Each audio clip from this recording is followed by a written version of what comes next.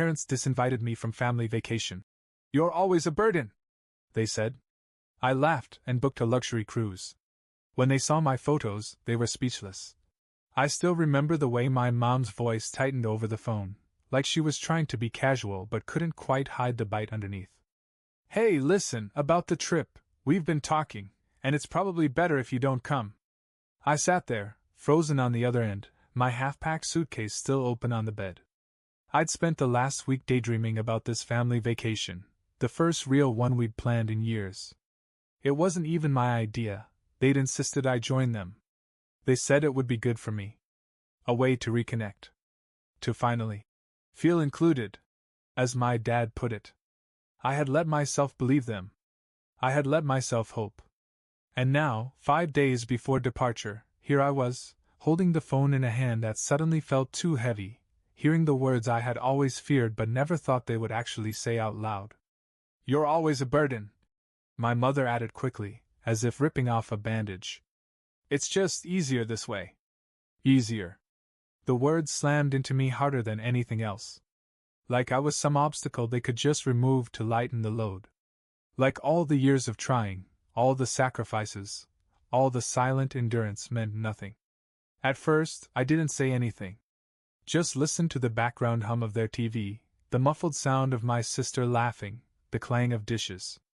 Life moving on. Without me.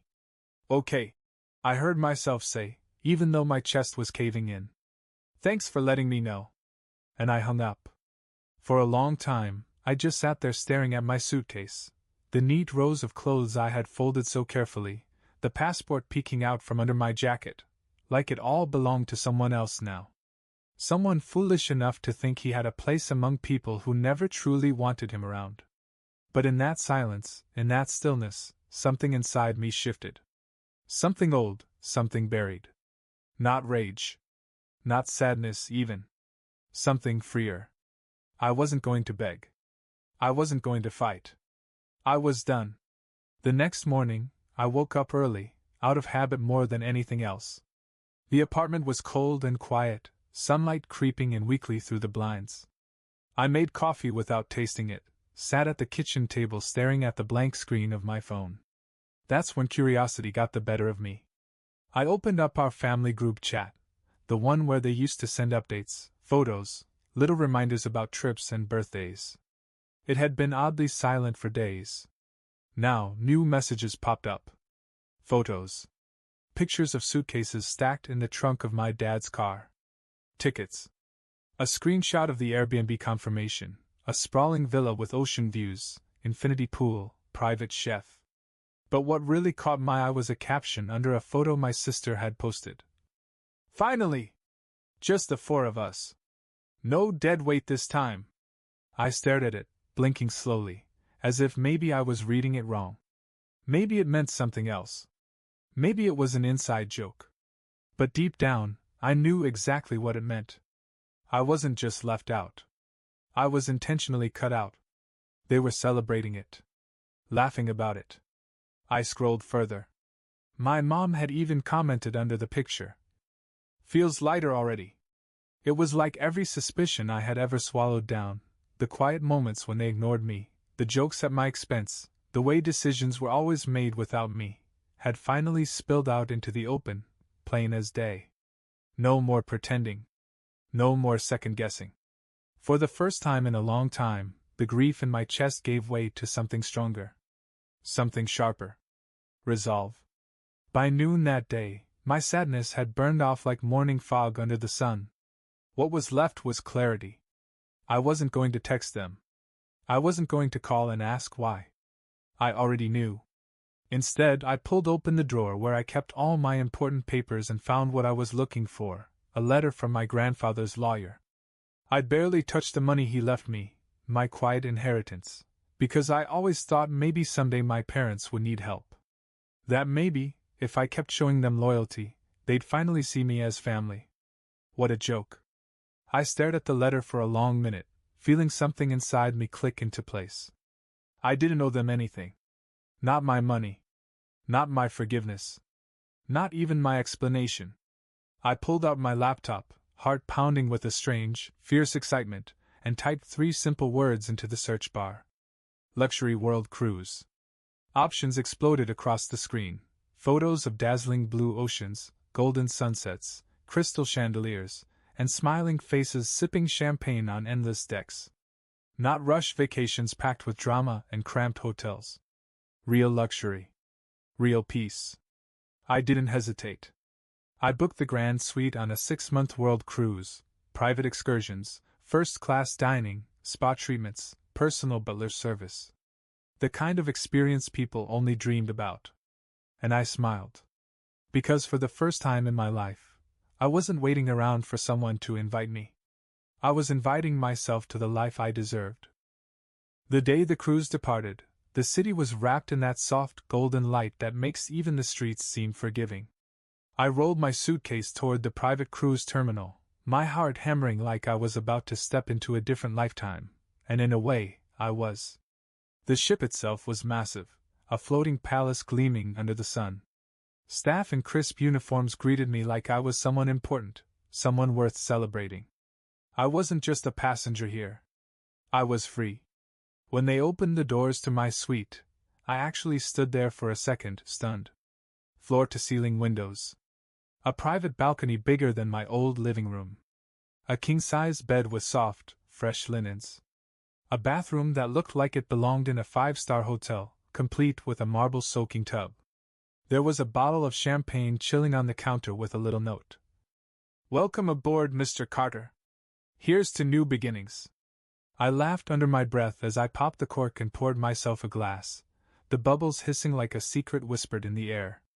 That evening, I watched the city skyline shrink and fade into the distance from my balcony, the ship gliding forward into open water. And I realized, I wasn't leaving anything behind that was worth grieving.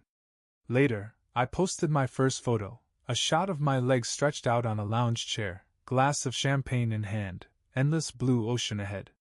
No captions. No hashtags. Just a silent message.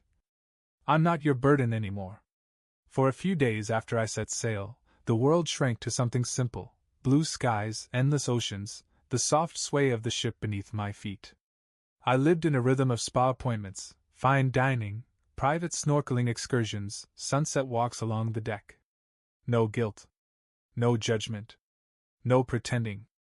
And for a little while, it was enough to just be. But of course, the past has a way of clawing its way back when you least expect it. It started innocently enough. I posted a photo on social media every other day. A shot of the private beach in Bora Bora, white sand so pure it looked photoshopped. A dinner of truffle pasta and fresh seafood, plated like artwork.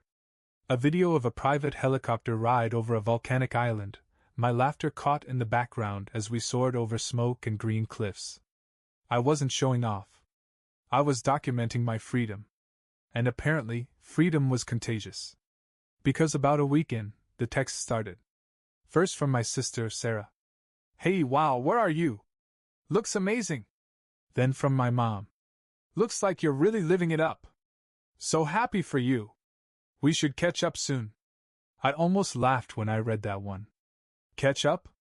After tossing me aside like I was last year's garbage?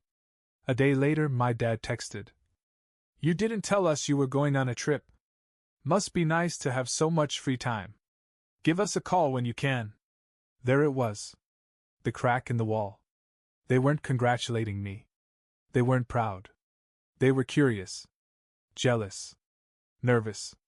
Because for the first time, I had something they couldn't control. I didn't reply. I didn't even leave the messages on read. I simply posted another photo, this one of me, casually dressed, sunglasses on, boarding a private yacht for a day-long sail along the Great Barrier Reef. No caption. Just the photo. And that's when the flood really came. 23 missed calls. 9 voicemails. Texts from numbers I didn't even recognize, cousins, distant aunts, old family friends. All the people my parents had clearly gossiped to. All wanting to know how I was, where I was, why I was suddenly so happy. As if my joy needed to be explained. Meanwhile, through the grapevine, I heard about their vacation. Turns out the family trip of a lifetime wasn't exactly the dream they'd painted. Their Airbnb had plumbing issues. Their rental car got broken into. My sister got food poisoning. And cherry on top, they had bickered so badly that my dad had booked an early flight home, alone. The universe has a sense of humor, it seems. Still, despite their unraveling, they kept trying to reach me. Guilt dripped from their messages like honey turning sour. Family sticks together. You know we love you. It wasn't personal. Let's talk when you get back. But I had no plans to get back. Not to them. I sat on my balcony that night, a glass of chilled white wine in my hand, listening to the hum of the ocean sliding by below. The stars spread above me like spilled diamonds. I thought about every time I had twisted myself into someone they might finally accept. And then I raised my glass slightly to the horizon, murmuring to no one in particular. Here's to dead weight. A few nights later, anchored off the Amalfi coast under a violet sky, I decided it was time. I opened my phone, thumb hovering over the New Posts button. I could feel the weight of the moment, not anger, not even bitterness anymore, just finality. The cold, clean break I never thought I'd be brave enough to make. I scrolled through my photos until I found the one that said everything without saying anything. A shot of me standing at the ship's railing, a champagne flute in hand, the sun melting into the water behind me. Alone. Strong. Unbothered. I typed the caption carefully. No hashtags. No overthinking. Just 12 simple words. Some burdens turn out to be blessings, once you let them go. And then I posted it. I didn't check the comments. I didn't need to. The point wasn't to rub it in their faces.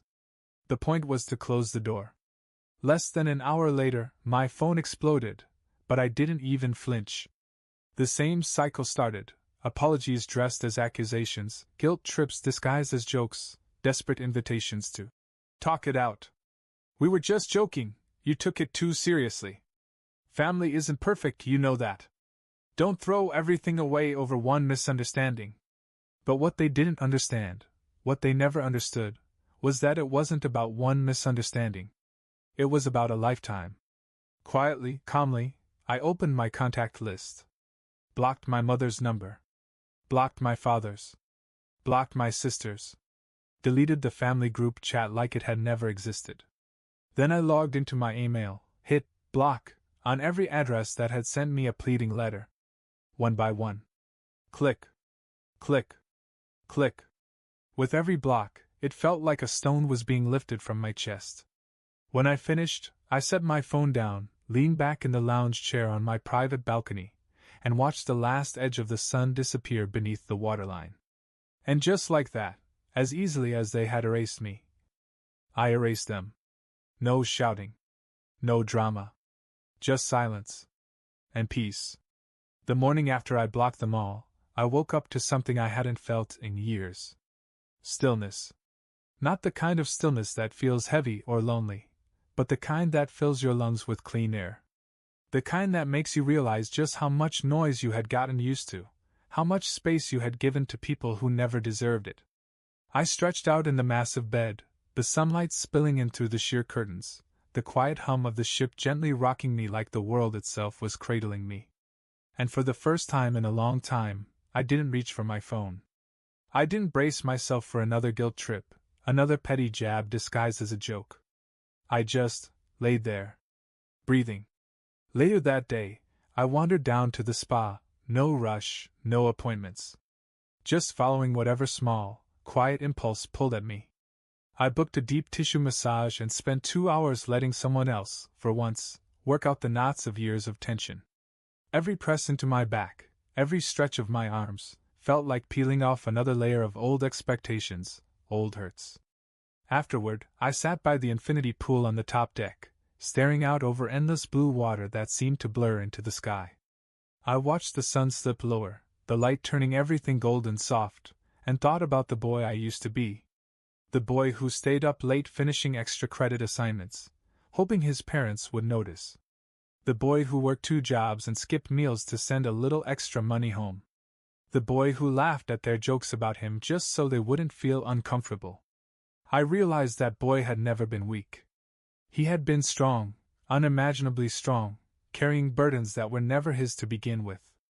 They called me a burden. But it was never me weighing the family down. It was their smallness, their resentment, their need to have someone beneath them so they could feel taller. And now, standing on the edge of the world, arms spread wide to catch the ocean breeze, I knew they hadn't abandoned me. They had freed me.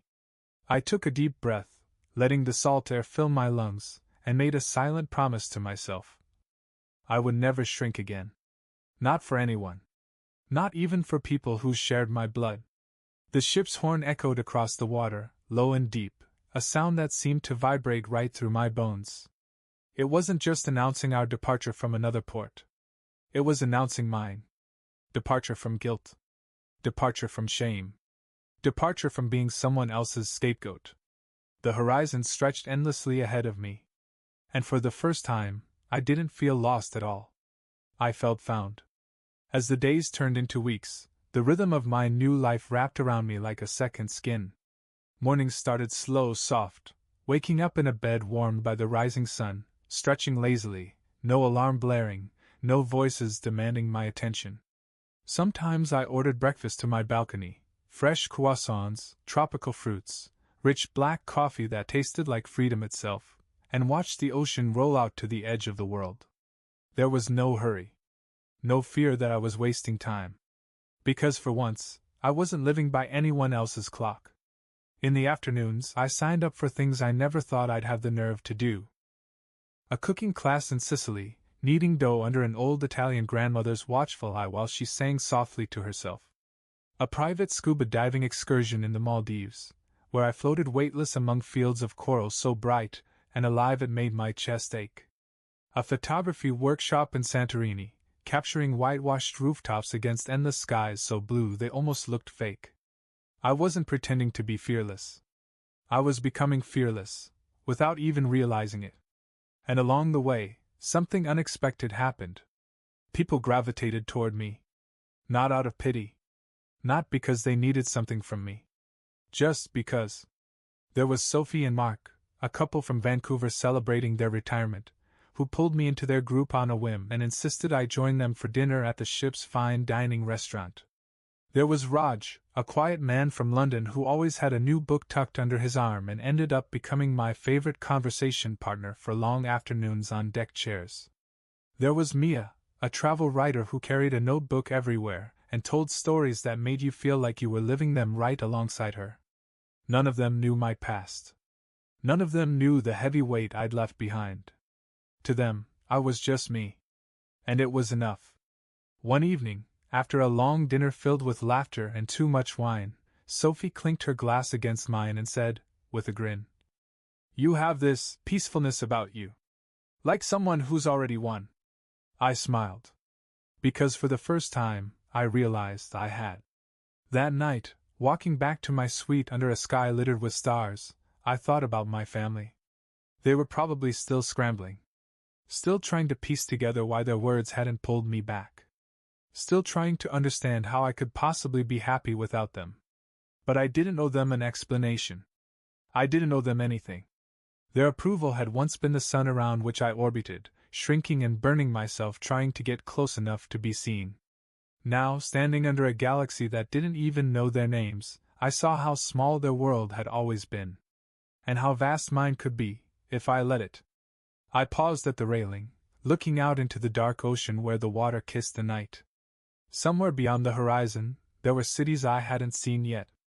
People I hadn't met yet. Versions of myself I hadn't even dreamed of yet. And all of it, was waiting for me. I closed my eyes, letting the breeze lift my hair, and smiled. Not because I had escaped them, but because I had found myself. Weeks later, somewhere off the coast of South America, the ship docked in a small, quiet port town that wasn't on the usual tourist maps. No crowds. No noise. Just colorful houses stacked along steep hillsides, the air rich with the scent of salt and roasting coffee. I wandered through the narrow streets alone, my hands in my pockets, breathing in the strangeness and beauty of it all. Kids played soccer barefoot in dusty alleyways. A woman laughed from a balcony overhead, tossing a basket down on a rope for fresh bread. Music floated through the air from an open window, something slow, something yearning. And in that quiet place, something settled in me, final and undeniable. I had built my life, piece by piece, around people who saw me as small. Who needed me to stay small because it made them feel bigger. I spent years bending, apologizing, shrinking, hoping that if I was good enough, useful enough, quiet enough, they would eventually reach out and pull me into their circle. But the truth was simpler and sadder. Some people only know how to love conditionally. Some people only know how to keep score. Some people need you weak to feel strong. It wasn't my job to fix that. I had wasted too much of my life trying to fit into a broken place. Standing there, listening to the easy rhythm of an unfamiliar life around me, I made a silent promise. Never again. I wouldn't shrink for anyone. I wouldn't explain myself to people who were committed to misunderstanding me. I wouldn't bleed myself dry to water gardens that were never meant to grow for me. I pulled out my phone, not to check for messages, there were none, I had made sure of that, but to capture the moment, a photo of the sunset flooding the harbor in molten gold, the fishing boats bobbing gently in the light. This time, I didn't post it. This time, the memory was just for me. A small, perfect piece of my life that belonged to no one else. As the sky darkened, I walked slowly back toward the ship, not because I was afraid of getting lost, but because, finally, I wasn't lost at all. I knew exactly where I was. I was home. And it wasn't a place or a family or even a cruise ship. It was me,